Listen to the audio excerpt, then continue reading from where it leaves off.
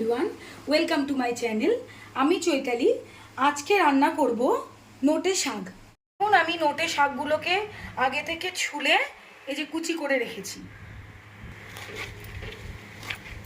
Finely chop করতে হবে, তাহলে শাক ভাজাটা ভালো হয়। কড়াই গরম হলে কড়াইয়ে সর্ষের তেল দিয়ে তাতে দিয়ে দেব কালো জিরা ফোড়ন,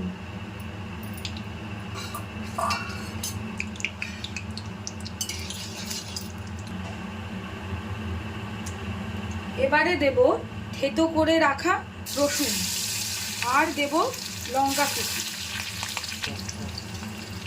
এবারে কুচি করে রাখা শাকগুলোও দিয়ে দেব।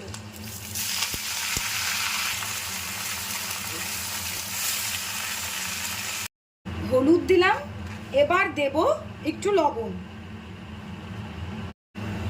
আবারও ঢাকা সরিয়ে একটু নেড়ে চেড়ে নেব।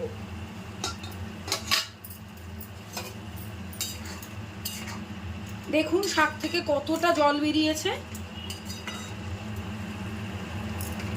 জলটা পুরো শুকানো অবধি এই শাকটা আরো ভাজতে হবে। আরো কিছুক্ষণ ভেজে নেব।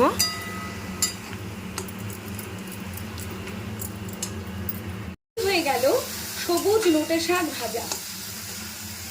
শাক ভাজা কমপ্লিট, এবার নামিয়ে নেব।